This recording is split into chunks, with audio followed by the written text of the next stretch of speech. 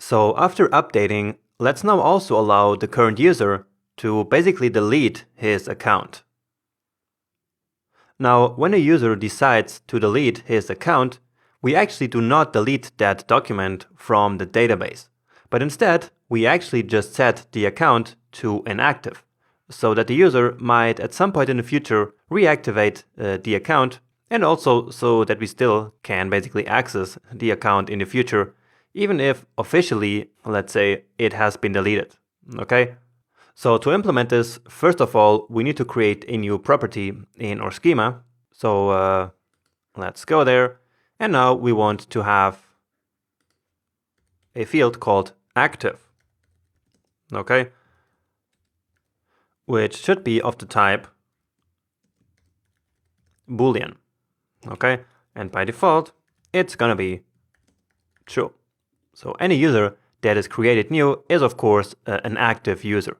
And so the Boolean is set to true.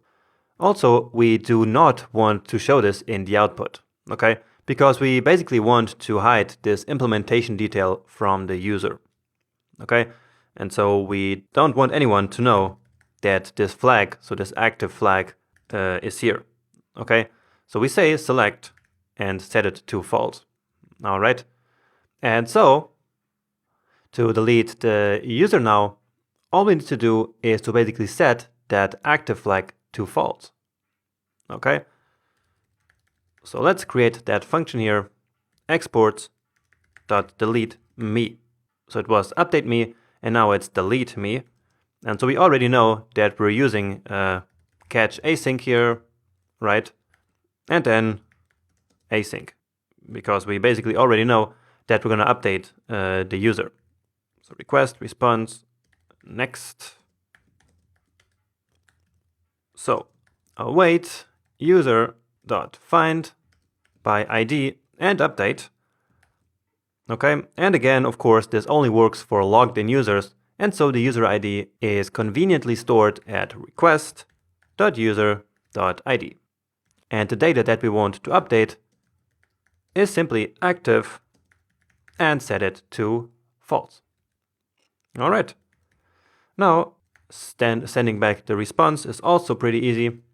We use the 204 code for deleted, which will then make it so that actually in Postman, we do not even see this response. Okay? But we still send it along with the request, because that's always the best practice. So, it's still a success, and then remember, we don't send any data, so simply set it to null. All right, and now of course add it also to our routes here. So that's pretty similar. So delete me, then here delete me as well, and now actually we are using the delete HTTP method. Okay, and again, we will not actually delete a user from the database, but as long as the user is no longer accessible anywhere, then it's still okay to use this HTTP method here. All right, so let's try this out now. Okay, even though we're not 100% ready yet, but let's still try this now.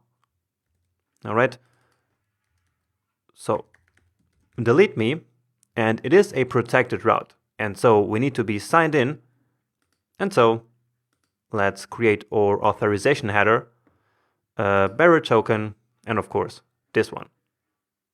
And that's actually it. We don't need to pass any data in the body. We don't need to pass any data in the URL, right? Because again, the only data that is needed is the current user ID. And that one is encoded inside of our JSON Web Token. Okay? So what we also need to do is delete. And yeah, this should work now. So before we do that, let's actually get a list of all the users. All right. And so the one that we are deleting now is this last one.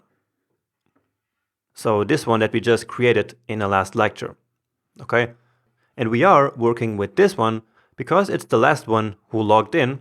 And so it's this token here, which is right now stored in our token variable. Okay. And so when we're now deleting the user, it will be based on the ID coming from this token. So let's try that now. And indeed, we get our 204. And now what I'm interested in is to see if the select property here has changed. And it actually looks exactly the same here. And that's because we're not leaking the select field to the user. And so we actually need to see it here. Okay.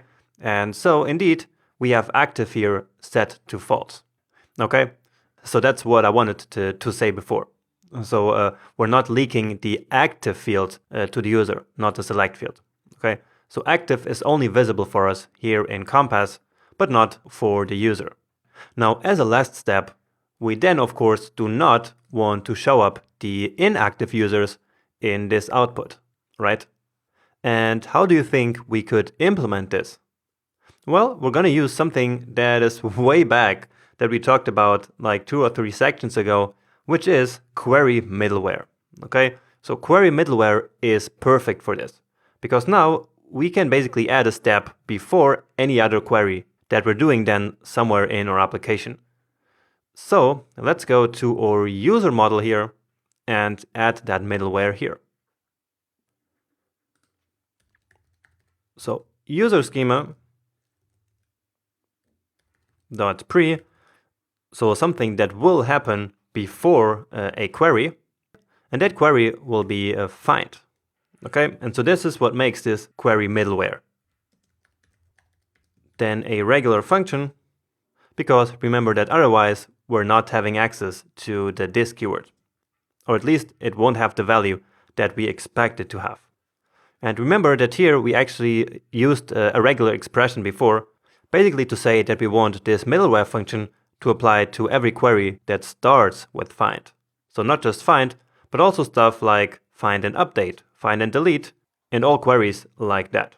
Okay, and so we use a regular expression looking for words or strings that start with find. So that's what this symbol here does. And then end the regular expression. So a very simple one. This is a one that even I can write without going to Google first and try to find it there. Okay, so remember this is query middleware, and so therefore this points to the current query. Okay, and so let's just quickly go back here to see how it works. So we have our get all users here. And here, of course, we have a find query. And now before that query is actually executed, we want to add something to it, which is that we only want to find documents which have the active property set to true. All right, so that's easy. Here it is. And so this dot find, and then of course our filter object, only documents with active set to true. And that's it. Calling the next middleware, and we're done. Okay, and so if we now do the same query, then this last one should no longer show up because again it has active set to false, and so it's not going to match the query that we just wrote. Okay, now we don't get any users here, and I guess that's because the other ones, they do not have explicitly the active property set to true. And so let's do what we actually did in that other section where we say that active should not be false. Okay, so we use the not equal to operator, and that of course should be in its own object. So not equal to false. Okay, and so that is quite different here in this case. All right, so all documents where active is not equal to false should now show up, and so the other two should now be back. And indeed, here they are. Okay, and so this is how we basically delete our users, while effectively not deleting them from the database. Okay, so we're not deleting documents, we're only marking them as inactive. Okay, let's just quickly save this here. Delete current user. Great, and with this we actually finished the authentication and authorization part of this section. So everything that was related to these topics and also to users, like updating and deleting users. That's also kind of a part of authentication and authorization. Now, in the rest of the section, we're going to talk about security, because of course, that's also kind of related to authentication. Okay? So we're going to talk about a couple of best practices and then also implement some of them into our project.